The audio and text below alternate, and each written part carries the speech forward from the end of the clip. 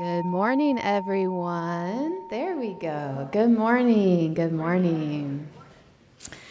As some of you may know, our church subscribes to the Soul Matters curriculum, which puts out content each month centered around a specific theme. For the month of June, the theme is the gift of renewal. As we look to honor different holidays and celebrations in today's service, let's do so through this lens of renewal. Our opening words this morning are by Reverend Dr. Rebecca Savage. We come to spiritual community this morning with many hopes in our hearts.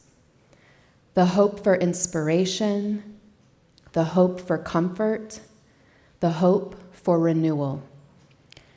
In this time and space, may inspiration water our thirsty souls and bring us soulful satiety. In this time and space, may comfort bud and blossom in the gardens of our hearts and bring us sweet relief. In this time and space, may renewal course through us as electric as a surge of energy, as serene as a nourishing meal, as contagious as joy, and bring us vitality and rejuvenation. May our time together honor all the hopes we hold within. May our time together bless us with the gifts of inspiration, comfort, and renewal. Come, let us worship together. As part of our theme on renewal today, I'd like to offer a more lighthearted focus on renewing our spirit of joy by sharing one of my favorite cheesy classic jokes with you. And I think the kids may like this one too. What is Super Mario Brothers' favorite type of clothing to wear? Denim, denim, denim. That's a good one. Thank you. I hope you find little sprinkles of joy throughout today's service, renewing your sense of humor. Our first celebration that we'll be honoring today is recognizing our graduating youth. I'd like to invite our Director of Lifespan Religious Education, Beth Curtis, up to lead our bridging ceremony.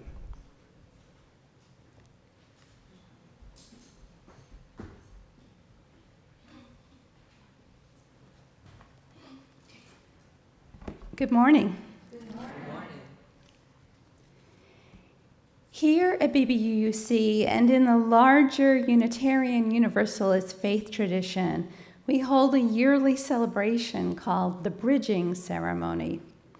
This Sunday, we are celebrating 3 of our youth who are bridging or transitioning from their high school experiences into young adulthood. The bridging ceremony is a rite of passage that welcomes these bright and energetic young people into the rewards and responsibilities of life. The bridge has 2 sides. One is childhood and adolescence, where they have become leaders and role models for their younger friends and acquaintances. The other side of the bridge is the vast frontier of the unknown, full of boundless opportunities and new challenges. Now, first, I would like to hold in our hearts gratitude for Mark Yount, Aaron Rogers, and all the Beacon Youth Group advisors, all of the RE teachers that may have shared their wisdom and love with these youth in the past, and the congregation for supporting these amazing young people. I invite Mark Yount and Aaron Rogers up, our Beacon advisors, to help us introduce our 3 bridging youth. And also, will the bridging youth please come up when we call your name?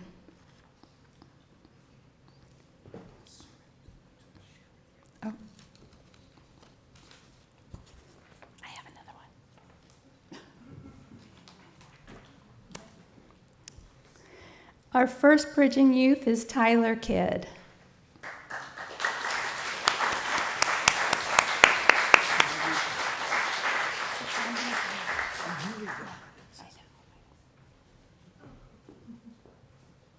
Awesome. Okay. You may know Tyler because he has been known to be up here on the chancel performing piano for us as a special musician. And he is so very talented. Tyler, a native of St. Augustine, has been attending BBUUC since 2015, which made him about 8 or 9 years old. He is a member of our Beacon youth group, and his most memorable moment as a UU was camping in Oleno State Park. As a DLRE, I'm a little bit like, wow, that's awesome. 3 things something should know about him is that food, music, and spirituality interest him greatly, but who knows in what order. One possible plan he has for the future is to study jazz piano at UNF.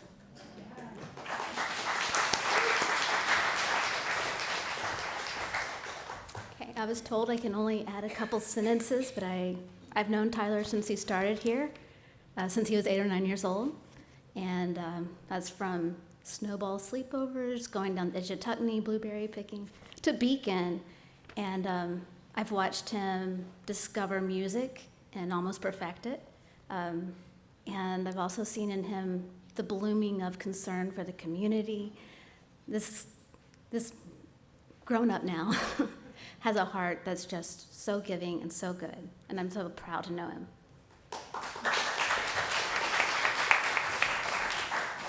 The observable growth that Aaron was just speaking to is one of the joys for us as advisors, and Tyler exemplifies that as well as anybody ever has.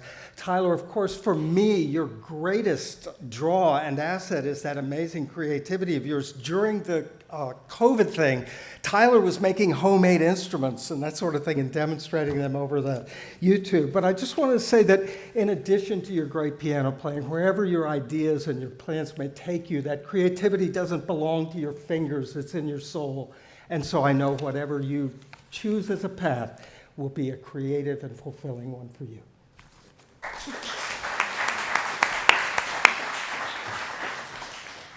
I'd now like to introduce Leah Rogers. Come on up, Leah. Leah, along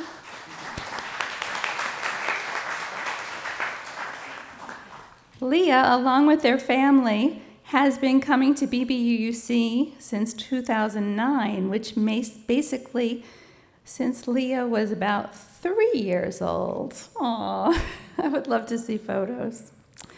Leah is a self-professed introvert. They are extremely creative and they like to draw. Being in the Beacon Youth Group as a whole has been the most memorable and meaningful experience for Leah here at BBUUC. I got to know Leah a little bit better through cups, and they are also a nursery worker. Leah takes care of our littlest ones for us. For Leah, the future holds plans to go to FSCJ to become a teacher.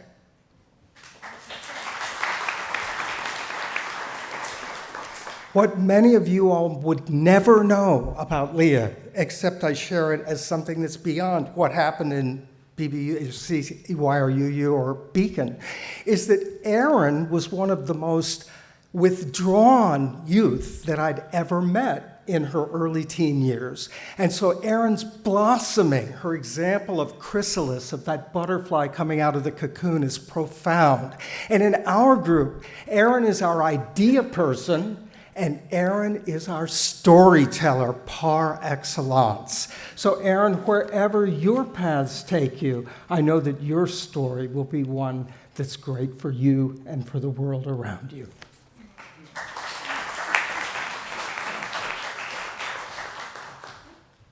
I know you meant Leah. Did But- I say Aaron? Yes. We- Aaron was so adorable. I apologize for that. That's okay. Leah and I we come together, right? I've known Leah since the moment she was conceived, or they were conceived. Leah is my child. So I've been honored to not just watch Leah grow up in this church, but they invited me to Beacon to be a part and become an advisor, and I heard that was an honor, and I really feel like it is an honor that I've got to be a part of this group and let them just be who they are. I don't want to interfere. They just blossom on their own, and I love seeing that power, the strength grow. I don't want to say anything too biased. I love my child. I know she's going to do amazing things as she grows up. They grow up.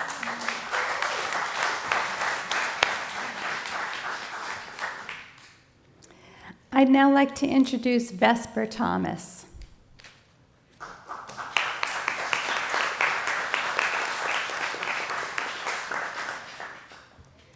Vesper started visiting BBUUC about 2 years ago, and they quickly became a wonderful fixture here on Sunday mornings. Vesper loved joining the Beacon Youth Group and watching our Sunday services. It has helped them with their anxiety, and Vesper is grateful for the family of the church. They are also a member of CUPS and have been known to help out with RE classes. Thank you, Vesper. Vesper's plan for after high school is to work and save up money to go to college for physics and space. In the short term, they have just moved into their first adult rental house with some friends, so that's bound to be a great adventure. Vesper lived in 4 states before Florida and can't wait to explore more of this and other countries as they love traveling.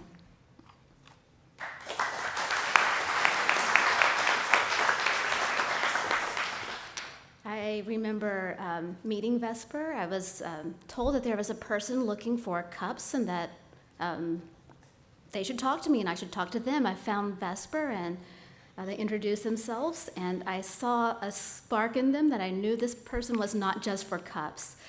So I invited them to Beacon, and they came.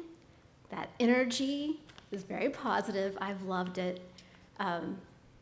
Very organized, just smart energy, and I know that wherever you go, you're going to be successful. It's going to be a good journey for you. So I'm so glad I've known you as well.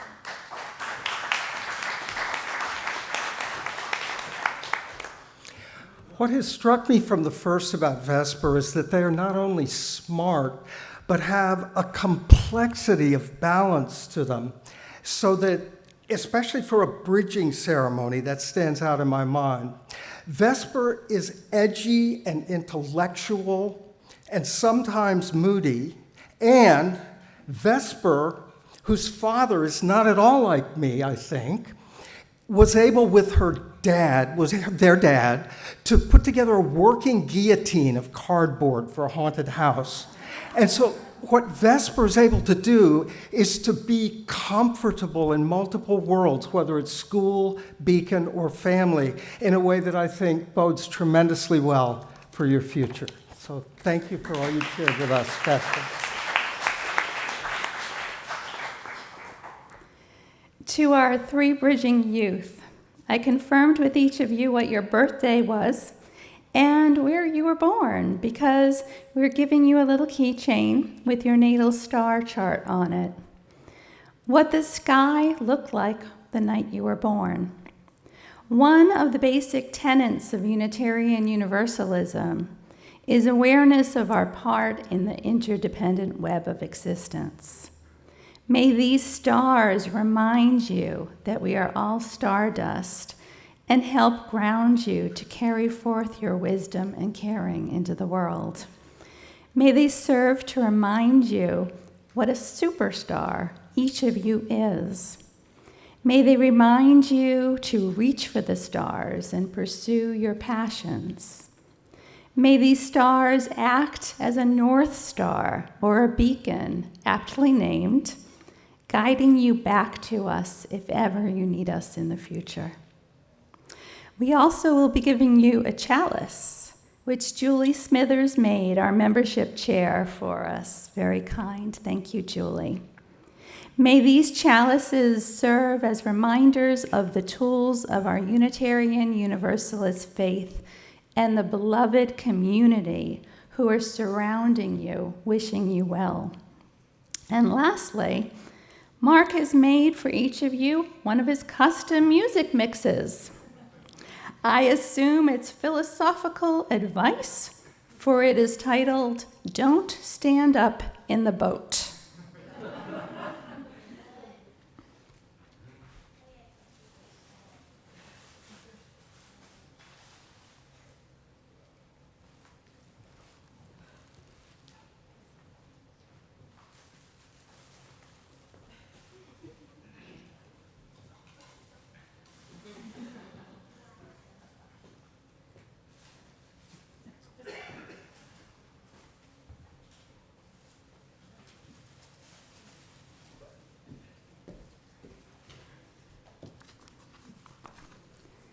We offer you these gifts as symbol of our caring and love for each of you. Your immediate futures may include BBUUC and Beacon, or they may lead you away from us. Whatever path your road takes, please know that your community and the larger faith of Unitarian Universalism is here. Mark and Erin, would you like to continue with the blessing?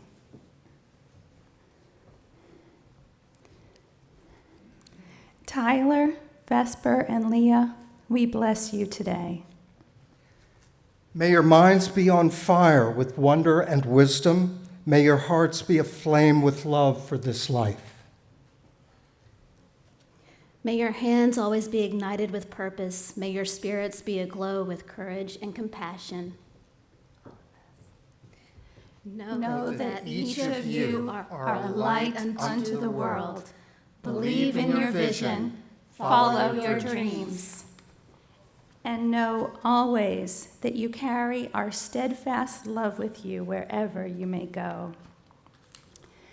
I'll now ask the congregation to read with me the short blessing that is being shown on the slide. May we bless you. We love you. May your life fold with joy. Amen, and blessed be. Now, we don't have a bridge here at BBUUC, despite our name being Buckman Bridge, UU Church. But as a symbolic crossing, I ask each of you to walk behind me, behind the chancel, and down the stairs on the other side, and may peace go with you.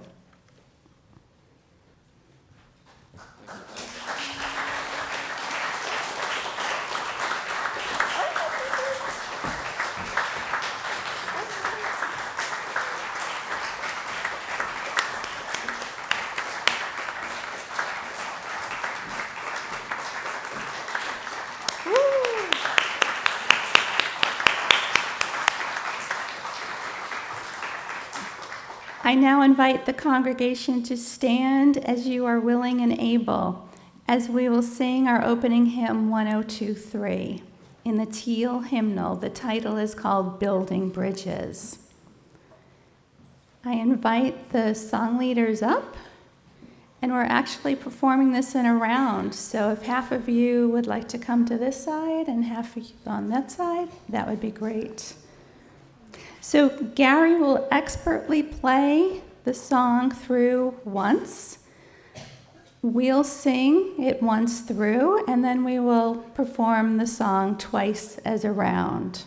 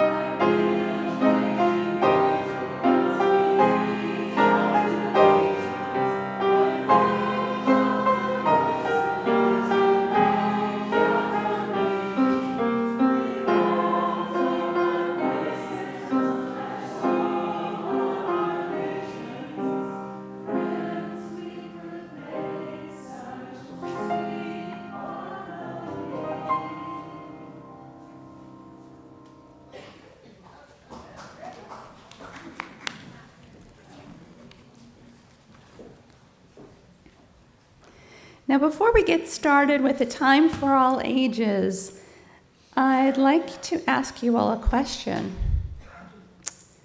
What do you call an angry carrot? A steamed veggie. Speaking of steamed, this week marks the first day of summer, also known as the summer solstice, also known as midsummer holiday, also known as Letha, also known as it has morphed, as most pagan holidays do, to a Christian holiday, St. John's Day. Most holidays that have many names like this have long histories of celebration. Recognizing and celebrating the solstices is one of the oldest things, oldest universal traditions that mankind has. A solstice is oftentimes regarded as a time to reflect history, a time of renewal and rebirth in nature and our personal lives. Throughout history, worldwide cultures have celebrated the summer solstice as a time of renewal, fertility, and connection to nature. Now, just imagine in prehistoric times, that is, any time before 1200 BC, what life was like. Early humankind planted crops, they hunted, and they made their own shelters. They didn't have calendars to tell them when to plant. If you plant a crop too early, it freezes, and you lose everything. If you plant a crop too late, your fruit and vegetables may not be ripe in time for it to get cold in the fall, and they'll freeze, and you'll lose everything. Now imagine the discovery that you can predict the seasons and the weather by how long your shadow is. That must have been a huge aha moment for mankind. Your shadow is the shortest on the longest day of the year, which is in about 4 days. When the midday sun is high in the sky and your shadow is the longest in the winter, when the midday sun is low in the sky. Now, once they discovered that, just count the number of days between the shortest and the longest days, and you've got yourself a calendar. Now, this is an ancient Mayan calendar showing the solstices and equinoxes on the 4 corners. Now, notice its similarity to the pagan wheel of the year that also shows the solstices and the equinoxes on the 4 corners. Both of these calendars replicate the circular rotation of the earth around the sun. So even though ancient people so even though ancient people thought that the world was flat and thought that Apollo or some sun god transported the sun across the sky on chariots, they still were able to figure out the solar calendar year, just 2-dimensionally rather than 3, if that makes sense. A solstice is somewhat like a birthday for the sun. The sun was hugely important to civilizations, basically any time before electricity. Having electrical lights really separated us from depending upon the sun in one or more manners. I mean, we light up outdoor ball fields so we can have night games. That's pretty crazy when you think just 150 years ago, most people just went to bed when it got dark because there's not a whole lot you can do by candlelight. Now, about 5,000 years ago, people in England began building structures to mark these special times of year. The most highly recognized monument being Stonehenge. Stonehenge consists of circles of very large stones. Some line up with the summer solstice sunrise, and some line up with the winter solstice sunset. It was a huge endeavor, and it was all to honor the sun and the regular consistency of the solstices. The people of the Native American Chumash tribe in California painted a sunburst around the opening of the ceiling of a cave. They called it the House of Sun. During mid-afternoon on the longest day, the sun's rays streamed through the opening, and when the sunlight beamed onto a quartz crystal that was wedged into the ground directly below the opening in the cave, they knew it was summer solstice. About 1,000 years ago, the ancient Mayans built the temple to Kukulkan, something like that, in Chichen Itza, Mexico. The Mayans are known for their knowledge of calendar, mathematics, and the movement of the sun and the moons. On the spring and fall equinox, you can see the serpent god Kukulkan descend with the light of the sun down 365 steps of the pyramid.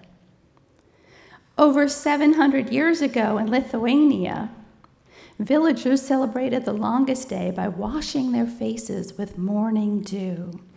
Then they sang and danced and feasted. They coated a large wheel with tar, then covered it with straw and set it afire on top of a hill to symbolize the sun at the highest point of the sky. Then they rolled it down the hill towards a river to symbolize the sun moving through the sky. If the wheel was still burning as it hit the water at the bottom of the hill, they believed that the summer sun would produce a bountiful harvest. And of course, we get our pagan Letha rituals from a collection of ancient European tribes who celebrated the Oak King being at the peak of his strength. The Oak King personified growth, renewal, life. But his brother, the Holly King, will slowly begin to regain his power, which is why the days will now start getting shorter. These ancient European tribes built bonfires for the solstice. Couples used to jump over fires, hoping that the summer crops would grow as high as they jump. One of the most important aspects of the pagan celebration of the solstice is that of reflection. Our giving thanks to the natural world and to the seasons. To find strength and renewal in the regular observances of the passage of time. And with that sentiment, I want to wish you a blessed solstice. I now invite Jasper, would you like to come up? Awesome. And light the children's chalice, which passes the flame of religious exploration from one generation to the next. As our children proceed back to their classes, I ask that the congregation remain seated as we sing hymn 413, Go Now in Peace.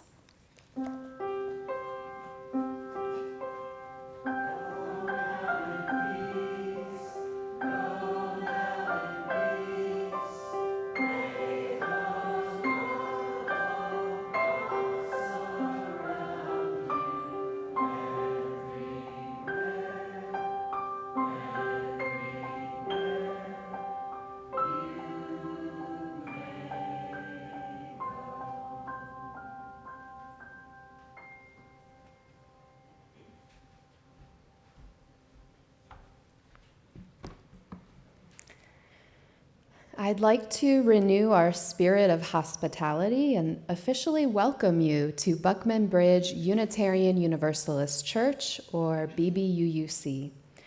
My name is Alyssa Halliday, and I am honored to be your worship leader today. As Unitarian Universalists, we strive to live our values aloud not alone. Our open-minded, open-hearted spiritual communities help people lead lives of justice, love, learning, and hope.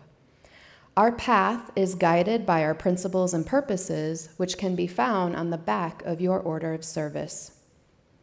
As we are all navigating through this wondrous journey of life, I am grateful that you have chosen to be here with us today. I'd like to acknowledge any guests or newcomers that came out to join us on this wonderful Sunday. If you are a new visitor, we warmly welcome you to our humble church. If you would like to learn more about Unitarian Universalism or our church, we invite you to check out all of the literature on the back table near the entryway. We also have regularly scheduled Learn About UU and Learn About BBUUC classes year-round. And if you have any questions or needs, don't hesitate to ask any of our members. They will assist you or direct you to those who are best suited to answer your questions. We invite you to join us after the service for refreshments, including coffee, snacks, and conversation, which can be found at the back of the sanctuary. Let's renew our sense of how we have agreed to be in community with one another by reciting our congregational covenant. You can find our covenant printed in your order of service, and I invite you to speak the words aloud together in unison. Please join me. We covenant to engage one another with honesty, kindness, and respect, to value diversity, seek understanding of our differences, and practice gracious accountability with care, love, and empathy. We make these promises to those who are here and those yet to come, so that we may be a safe, welcoming, and beloved community of acceptance, learning, and transformation. The gift of renewal truly is a sacred thing. Every Sunday, we sing our call to worship as an invitation to come together and renew our spirit of worship. You may have walked into this building individually, carrying your morning's ups and downs, but you are now joined together as a community of this congregation. Singing our call to worship is an opportunity for us to ground ourselves and put our good intentions out there for how we want to be in this worship space together. Please rise and body your spirit and join me in singing our sacred call to worship. The words are printed in your order of service.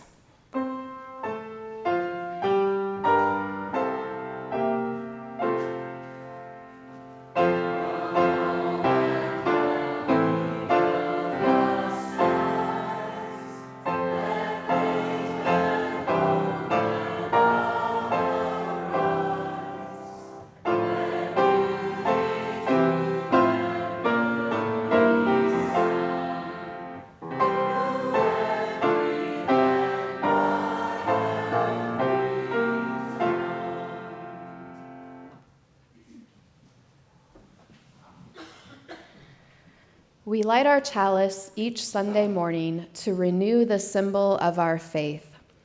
I'd like to invite David Christensen up to illuminate our chalice. And while he makes his way up here, I'd like to recognize him for Father's Day and all of the multitude of skills that he shares with our church.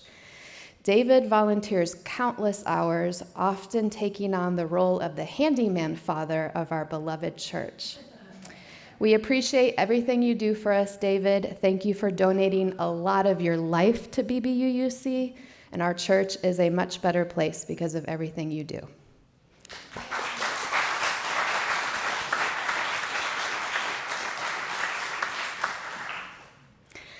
Our chalice words today are from Reverend Scott Taylor. We light this chalice to remember that it is good to make space for breath, that work is not the measure of worthiness, that filling one's life to the brim leaves no room for grace and surprise to slip in. Welcome, friends. Let us make space and be renewed. Thank you, David.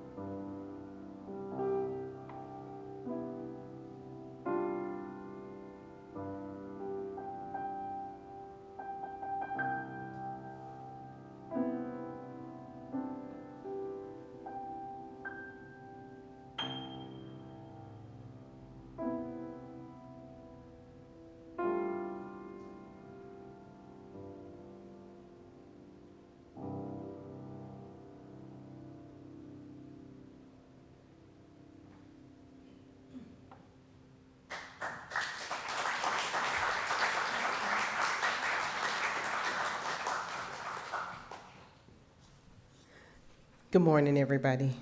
Well, is it? Okay, still morning. I don't know if you all are familiar or not with the extraordinary attorney Wu.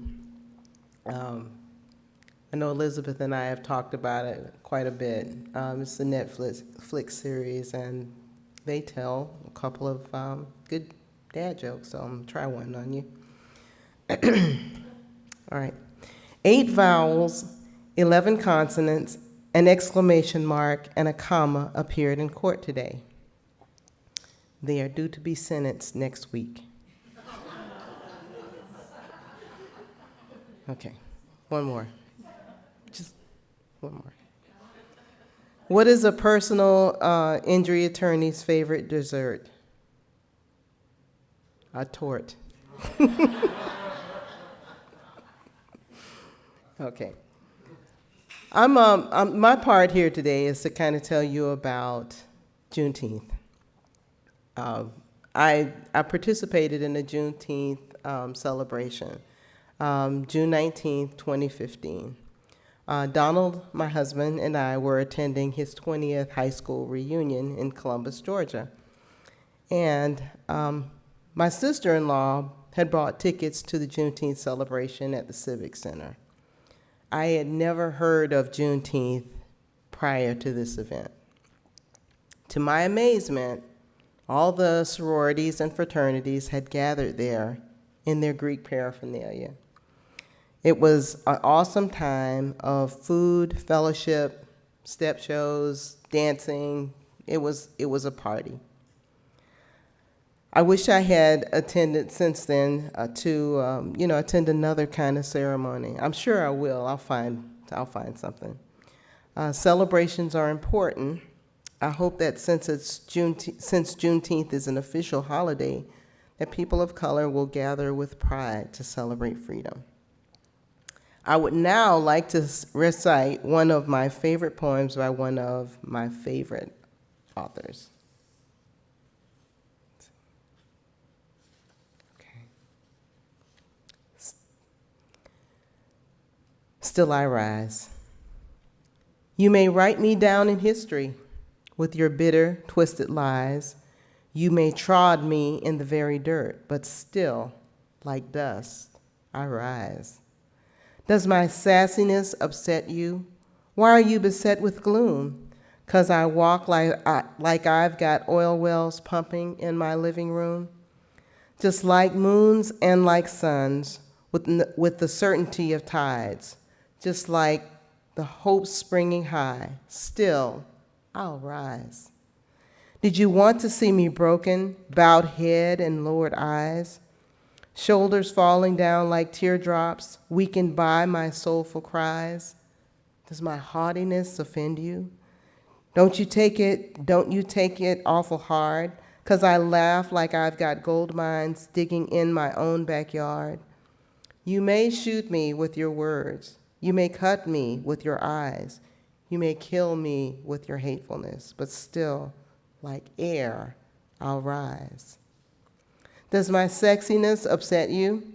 Does it come as a surprise that I dance like I've got diamonds at the meeting of my thighs? Out of the huts of history's shame I rise, or from a past that's rooted in pain I rise. I'm a black ocean leaping and wide, welling and swelling I bear in the tide. Leaving behind nights of terror and fear I rise. Into a daybreak that's wondrously clear, I rise, bringing the gifts that my ancestors gave. I am the dream and the hope of the slave. I rise, I rise, I rise.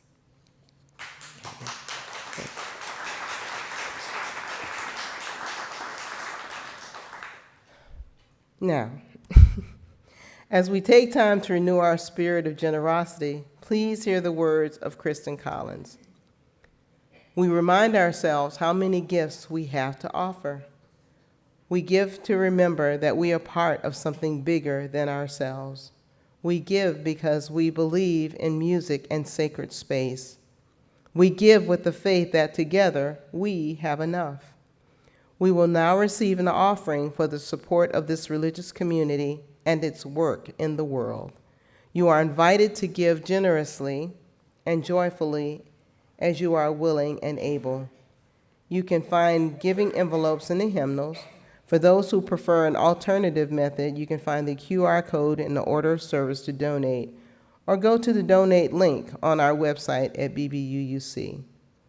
Whether you donate at this time or not, please participate in this ritual by passing the plate down your row and back to the next.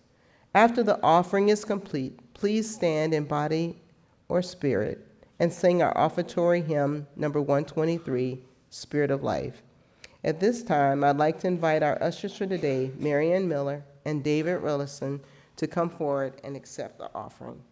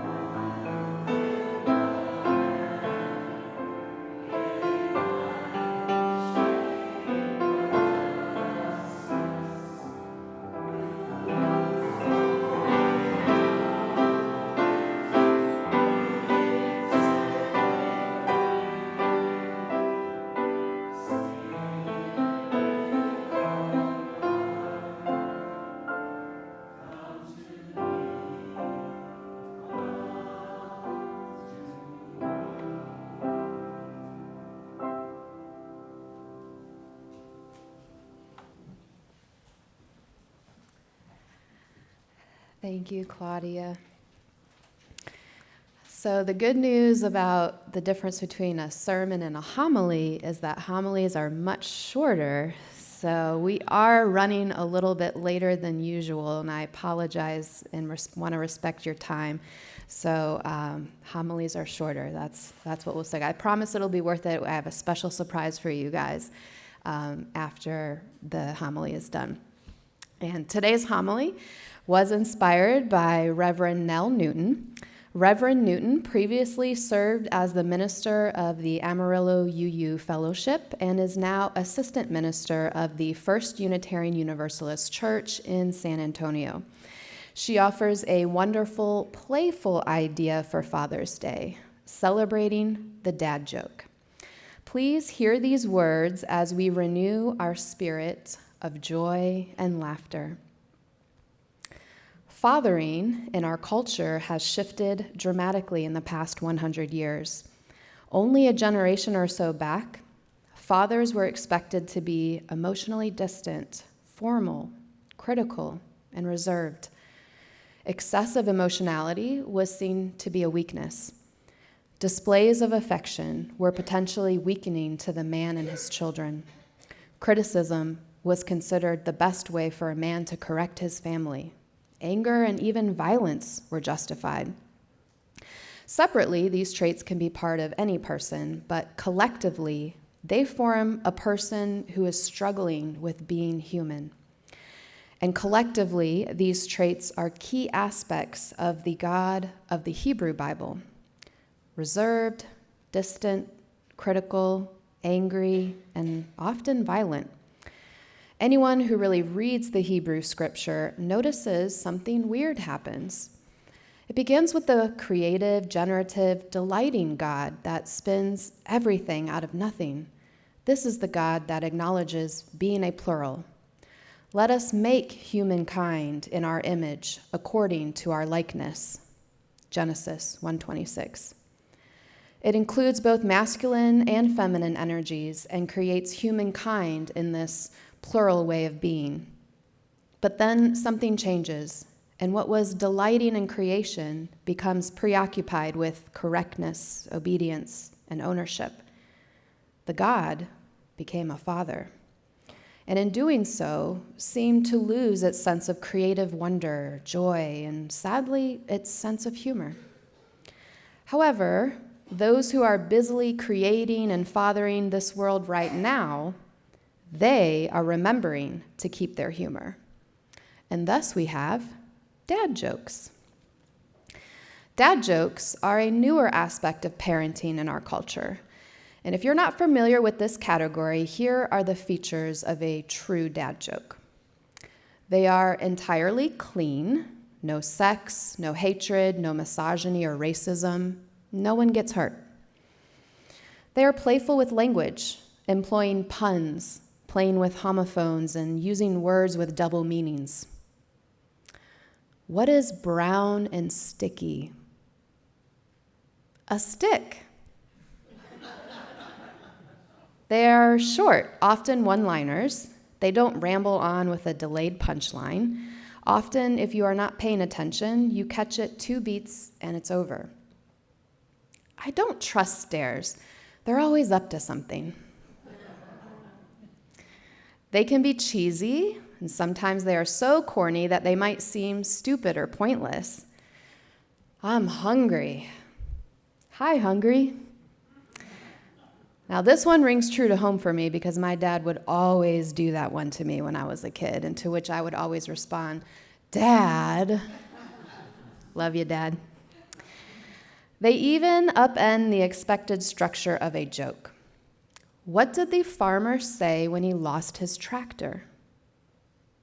Where's my tractor? Dad jokes come in many varieties, but they are always appropriate, even for young children. Yes, they may elicit groans and eye rolls from the older children, but that is sort of the point. They are a signal part of the transformation of American masculinity. Dad jokes are doing their part to tear down the patriarchy that has held men and women hostage in order to maintain power. Dad jokes are subverting the older gender norms, and that's a good thing.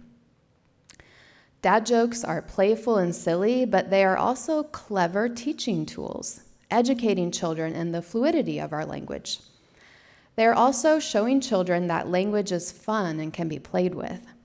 They might seem unsophisticated, but by pointing up absurdities and polysemy, which is the way a single word can have multiple meanings, dad jokes are leading children into more sophisticated levels of cognition.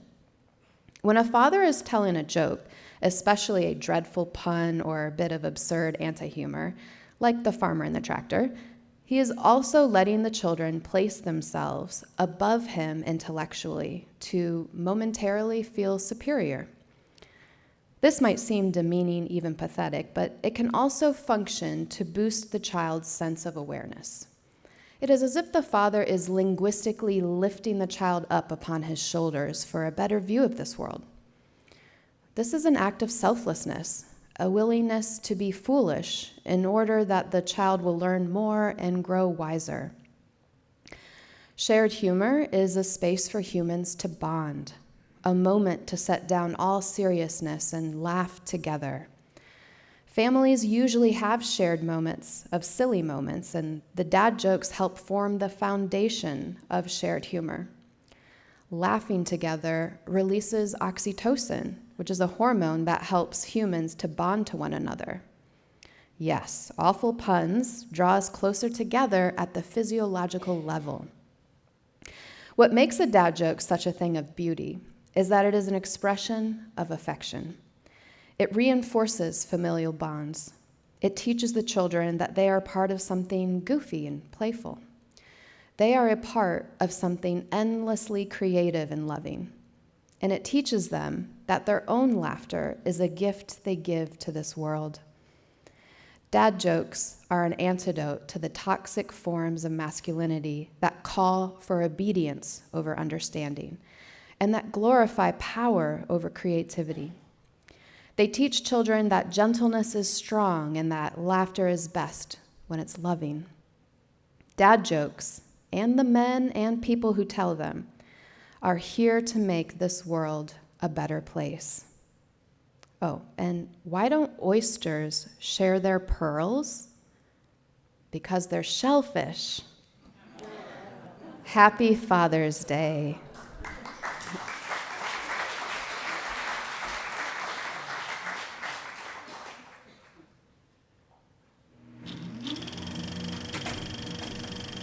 Carl, do you have any dad jokes? Yes, I happen to have a few. Why do pirates struggle with the alphabet? They get lost at sea. You know why eggs don't tell jokes? Because they might crack up. After an unsuccessful harvest, why did the farmer decide to try a career in music? Because he had a ton of sick beats. What's the difference between a well-dressed man on a bicycle and a poorly dressed man on a unicycle? A tire. You can't trust atoms. They make up everything. The preacher visits an elderly woman in his congregation. As they chat, he notices a bowl of peanuts sitting on the coffee table, and he asks if he can eat a few. After they're done, he gets up and he notices he's eaten the entire bowl of peanuts, and he says, "I'm so sorry, I ate all your peanuts." And the congregant said, "That's okay. Ever since I lost my teeth, all I can do is suck the chocolate off of them." What does it take to make a squid laugh? 10 tickles. So there was this time in darkest Africa, a long time ago, when clowns ran free. You know, clowns, big white suit, red nose, painted face. So 2 lions caught this clown, and one, as they were eating, looked at the other and said, "I don't know. Is this case funny to you?" Did you hear about the 2 guys who were arrested for stealing a calendar? They each got 6 months. I'd like to ask you, how do you catch a squirrel? Well, the answer is, you climb a tree and act like a nut. What do you call cheese that's not yours? Nacho cheese. Want to hear a joke about construction? I'm still working on it. What did the 0 say to the 8?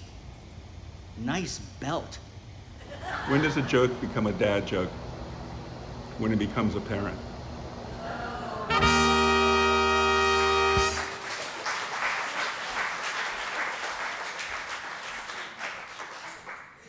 Oh, wasn't that great? I'd like to thank David Dean for editing that video for us and all who participated in it, because I know it brought a smile to most, if not all, of our faces this morning. All right, so we're going to zip on through this closing hymn that we have, which helps us focus on renewing our sense of peace, joy, and love, because all of those things make up the human experience. So I'd like to invite the song leaders back up to lead us in our closing hymn, number 100, I've Got Peace Like a River. And we're going to shorten that down just to the first three verses, since we're running behind on time.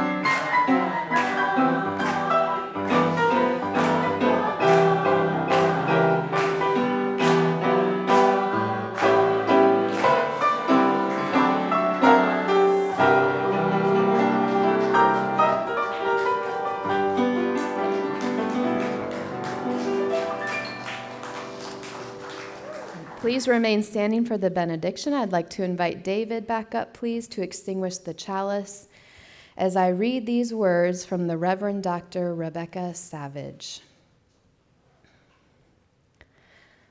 As we come to the end of service, may you depart from our time together, buoyed by the spirit of life, delighted by the warmth of our gathering, and renewed in soul and mind.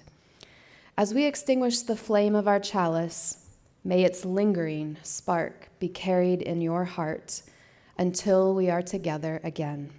May it be so, blessed be, and thank you for being with us today.